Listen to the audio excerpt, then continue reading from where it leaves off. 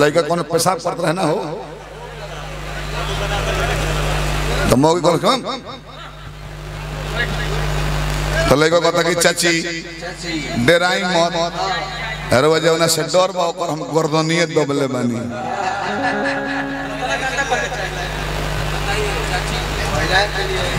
ऐसा शब्द का प्रयोग तरह करे चाहिए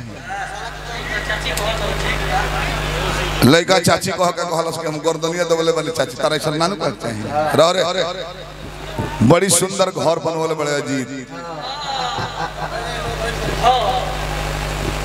मलकार एक मिनट बढ़ जाए लो बड़ी सुंदर घर बनवले बड़े जाने कि 2 मंजिला एक बेर खाड़ कर दले बड़े आज शौचालय बनवले बड़े महिला के अलग आ पुरुष के अलग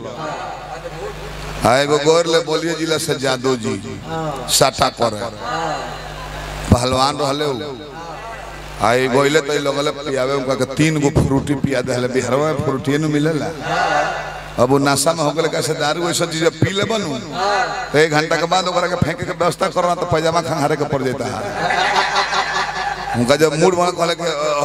हलचल जी शौचालय केने बा जाई तो पियकड़ आदमी महिला पुरुष देखता वो महिले वाले शौचालय और बढ़ गए गेटवे पर खड़ा होके हम जानते बानी यादव जी के पिस्टल बढ़ के होले पिस्टल तो बड़का रहे ऊपर बहरी निकाल के हरा हरा आओ मैं पहले से ढुकर लियो जीतबू लेकिन में पहले से रहल यो जल्दी ना के बहरिए रेडिएटर साफ कर रहल बा अपन जैसे खोल कर निकली देखली पिस्टल मन करो ये महिलाओं के लिए है शुभ रहा कॉल में दब होइल बा अरे बंद करो ये महिलाओं के लिए है तीसरा बार जब कहले कि बंद करो ये महिलाओं के लिए है अजीत भाई बकोर घूम जाता हूँ पिए कड़ावा वो हैंगल ले कहते महिलाओं के लिए है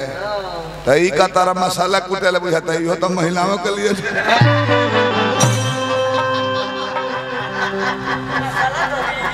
कॉलर लाला चल मैं कहती ना कॉलर ला तो ओकर मेल लेबे के पड़ी धुरार का कहल बात जिस तरह कहे वैसा कहे के पड़ेला रहे वैसा रहे के पड़ेला मुख्य बात ही बाकी दुधार गाय के लातो सह पता दुधार कनु सब आगे महिला के सब वही नाम पे जब चल चल बड़ी पुराना धुन ही कि घाटा छा गई है बहारिया गई तो सीताराम बोला राधे राधे श्याम बोलना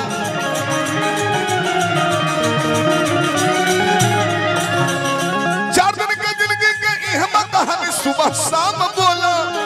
चाहे आठों जाम बोल सीताराम बोला राधे राधे श्याम बोल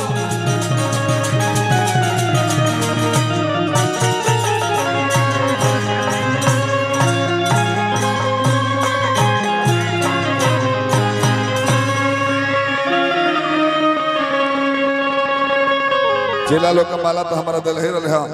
अजीत जी मंटन के कृष्णा के अनिश के शुभकामना बार बाबा मंटन मेट्रो रोड सब क्षेत्र के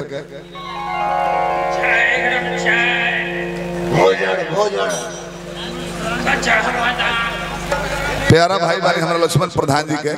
सैकड़ों सैकड़ों पुरस्कार देने त्रिभुवन गुप्ता जी कुंवर जी के शिष्य हमें एक घड़ी तो बिजनेस 4 चांद लगोले भेज जाएंगे हे जब बैठो तर से बहुत काम तू बताओ नहीं कोई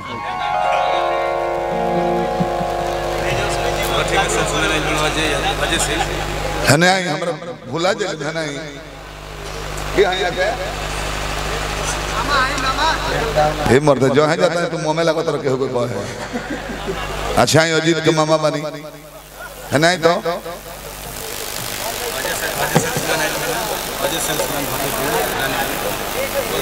अजय सेल्समैन जी भट्टी मल्लिकार्जुन है नहीं लक्ष्मण भैया हम पहले माला रुआ के ना देनी हम कि अब तनिया जाए कृपा कह के अब हमरो कर ना अब आ जाए ना तो हमरा भोर पड़ जाए आ जाइए लक्ष्मण प्रधान जी एक माला देकर स्वागत कर दे तब अजीत जी अपन काम लगाओ सरिया वालों ढेर धरे।